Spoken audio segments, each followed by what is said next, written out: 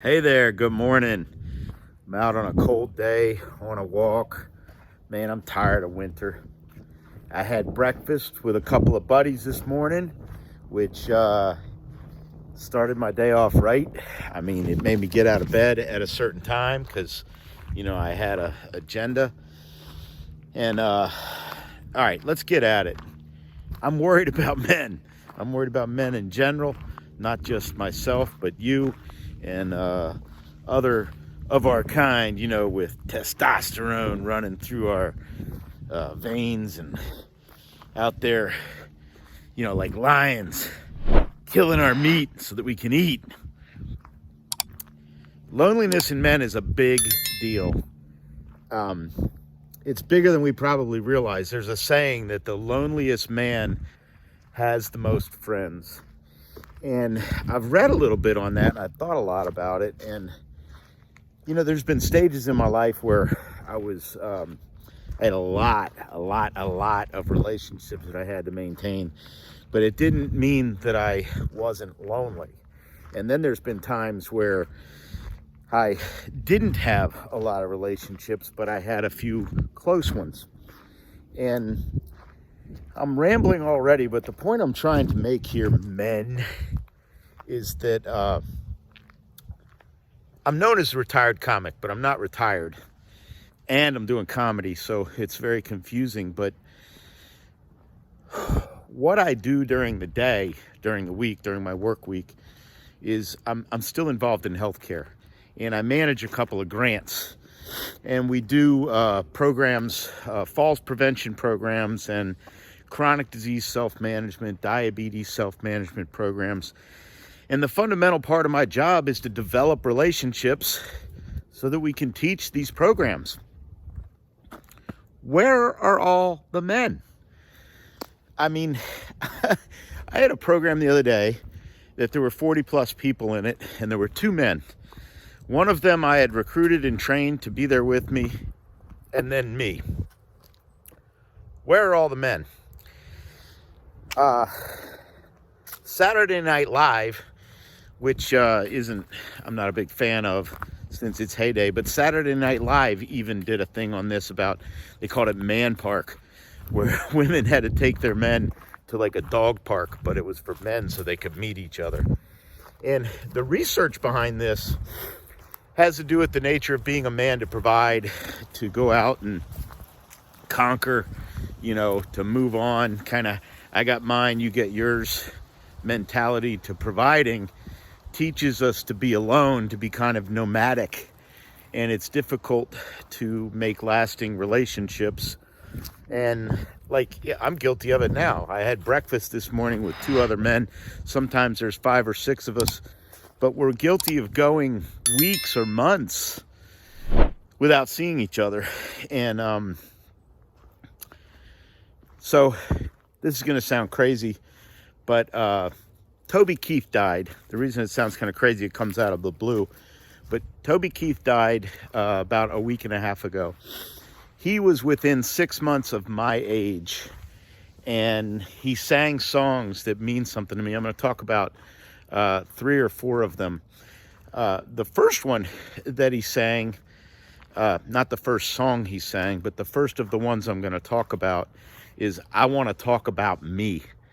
This song came out in 2001 when he was 39 years old.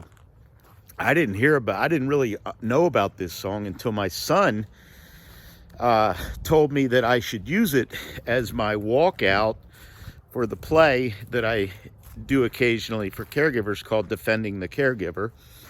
And when a comedy club asked, do I want a walkout song, I say, Toby Keith, I Want to Talk About Me. My humor is about my life. It's genuine. And humor and comedy for me is where I am developing relationships. And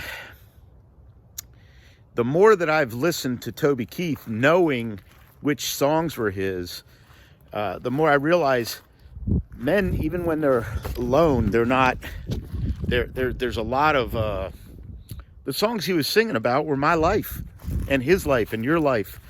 For example, 2005, He would have been about 43 when this song came out. As good as I once was. I'm not as good as I once was, but I'm as good once as I ever was. I have an actual joke about that. And, cool, right? I have a joke along the same lines as the Toby Keith song. That's not what I'm saying. What I'm saying is that we all recognize this. Men recognize this, but they don't necessarily talk about it. Humor, as I say all the time, is a healthy understanding of moments others recognize. The more men can talk about things and spend time with each other and let down the battle armor and connect, the better off they'll be as far as health. Health and longevity, one of the most predictive things is not your traditional health, but your social determinants of health. And the most important one being a sense of community, belongingness, relationships. This is something that men need to work on. Where are all the men? I mean, I hope they're going out to breakfast or playing cards or playing pool or playing golf or whatever it is.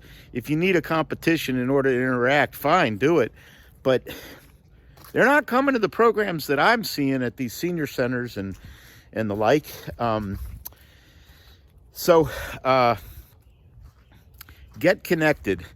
Loneliness is a risk factor like smoking and obesity and high blood pressure. And I don't smoke, but I'm already obese and I got high blood pressure. So I can't afford to be lonely.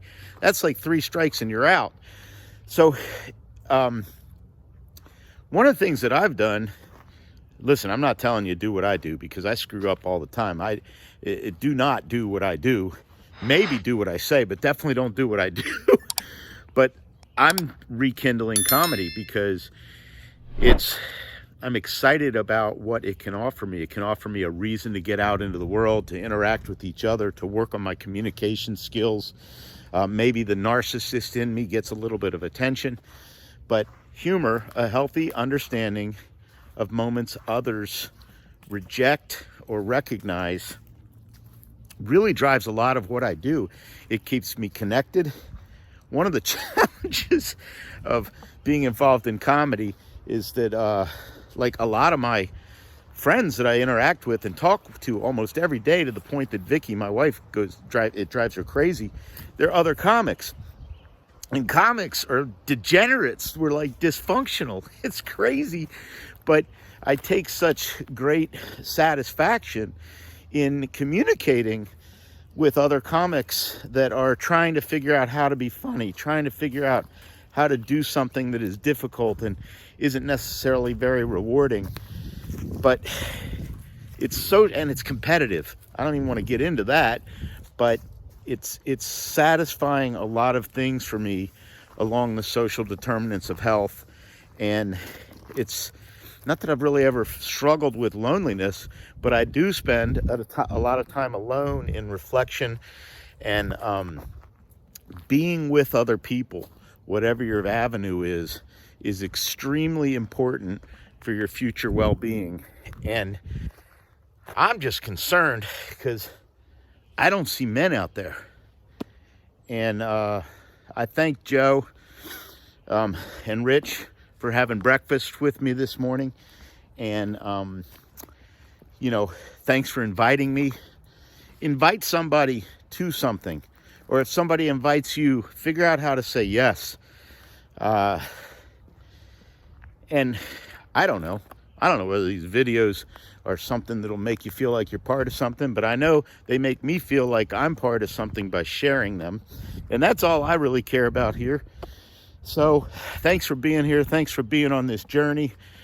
Toby Keith, I miss you, even though it was the longest time that I enjoyed your work but didn't know it was you.